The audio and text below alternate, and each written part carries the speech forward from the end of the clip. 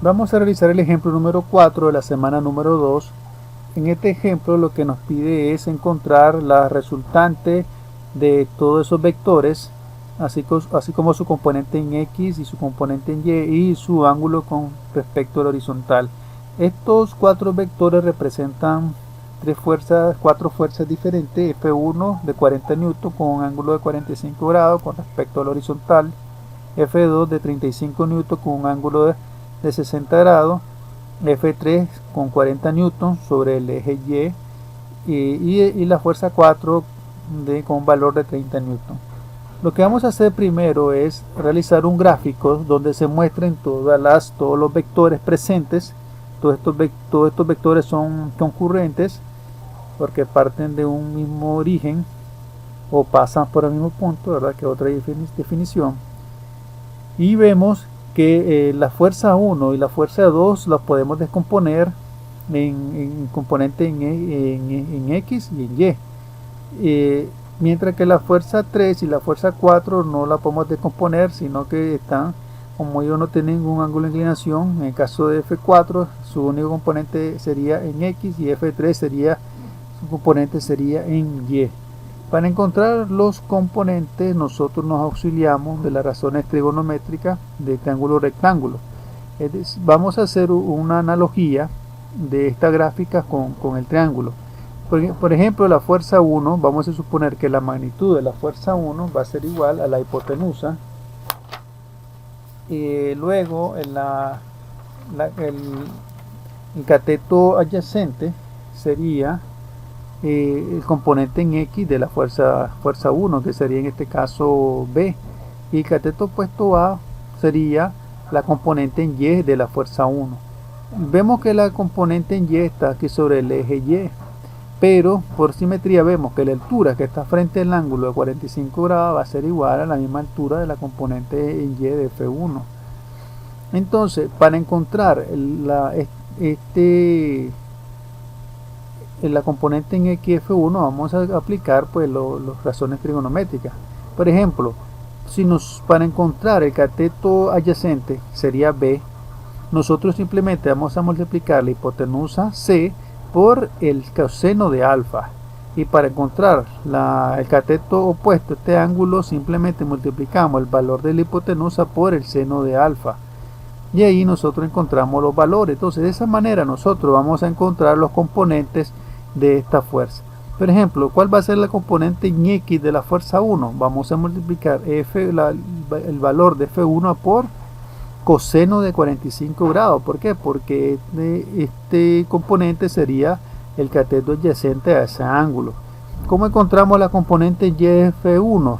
Multiplicamos la F1, el valor de F1 por seno de 45 grados. ¿Por qué? Porque sería el cateto opuesto a ese ángulo. De igual manera hacemos con la fuerza número 2 para encontrar su componente en X y su componente en Y. Podemos ver que el componente en X de la fuerza 2 sería F2 por coseno de 60, y la componente en Y sería el valor de la fuerza 2 por seno de 60 grados. Luego lo que vamos a hacer es una sumatoria de todos los vectores o fuerzas o componentes que estén ubicados sobre el eje X. Vemos que F4 está sobre el eje X, sería negativo. Vamos a suponer que los que van hacia la izquierda son negativos y los que van hacia la derecha serían positivos. Entonces F4 sería negativo. Luego tenemos otro componente, tenemos F1, tiene una componente en X, sería F1 positivo. F2 tiene un componente en X, sería positivo F2.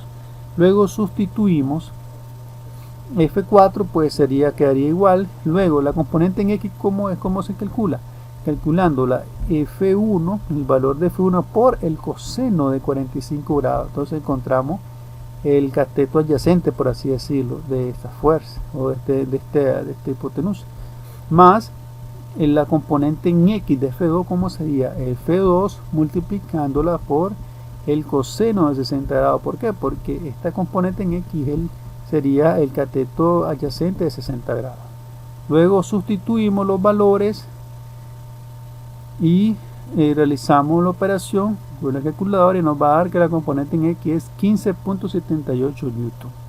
Luego continuamos haciendo esta misma operación sumando todos los componentes en Y de todos esos vectores y vemos que en el eje Y tenemos la componente de F1, sería positivo porque va hacia arriba. Luego tenemos la fuerza 3, sería solamente la fuerza, no tiene ningún ángulo de inclinación, ponemos la F3 completa, sería negativo porque va hacia abajo. Y F2 tiene una componente en Y, entonces sería negativo porque va hacia abajo. Luego, ¿cómo hacemos para encontrar el componente de F1 en Y? Simplemente multiplicamos el valor de F1 por seno de 45 grados. ¿Por qué seno? Porque la componente en Y de F1 es el cateto opuesto a ese ángulo. Luego menos F3 porque haría igual, no tiene ningún ángulo de inclinación, no le vamos a aplicar ni seno ni coseno, menos la componente en Y de F2, vemos que va hacia abajo, entonces multiplicamos F2 por seno de 60 grados. ¿Por qué seno? Porque en este caso la componente en Y de F2 sería el cateto opuesto a ese ángulo, 60 grados. Luego sustituimos los valores de F1, F3 y F2 y realizamos la operación con la calculadora y nos va a dar menos 42.03 newton. Esta resultante que nos indica que en X está ubicado hacia el lado derecho o lado positivo de la X, y la resultante en Y va a estar ubicado hacia el lado negativo del eje Y. Por tanto, podemos hacer una gráfica que nos quedaría a esta, y podemos ver que la resultante va a estar dirigida hacia abajo y hacia el lado derecho, o sea, en el cuadrante número 4 del plano. Ahora vamos a encontrar cuánto mide el valor de R. Ya tenemos cuánto mide RY, RX, y necesitamos saber cuánto mide R y este ángulo conforme a la horizontal. Vemos que en este caso los ángulos nosotros los medimos de manera antihoraria, es decir, en contra de las manecillas del reloj. Pero para encontrar este ángulo θ, primero vamos a encontrar el ángulo alfa. Primero vamos a encontrar el valor de R. ¿Cuál es el valor de R? Que es la resultante. Aplicamos el teorema de Pitágoras. ¿Qué nos dice el teorema de Pitágoras? Que el valor de la hipotenusa va a ser igual a la hipotenusa al cuadrado igual a cateto adyacente, que sería Rx al cuadrado, más cateto opuesto, que sería Ry al cuadrado. Entonces nosotros sustituimos, este cuadrado pasa al otro lado como raíz cuadrada, sustituimos Rx y Ry, lo le damos al cuadrado y nos va a 44 newton. Luego, ¿qué es lo que necesitamos nosotros? Saber es el ángulo θ, pero para antes necesitamos calcular el ángulo alfa.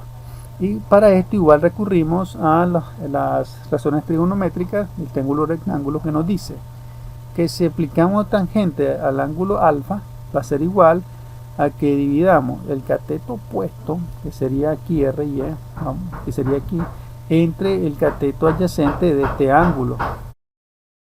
Luego sustituimos alfa, que va a ser igual a tangente inversa de RY sobre RX.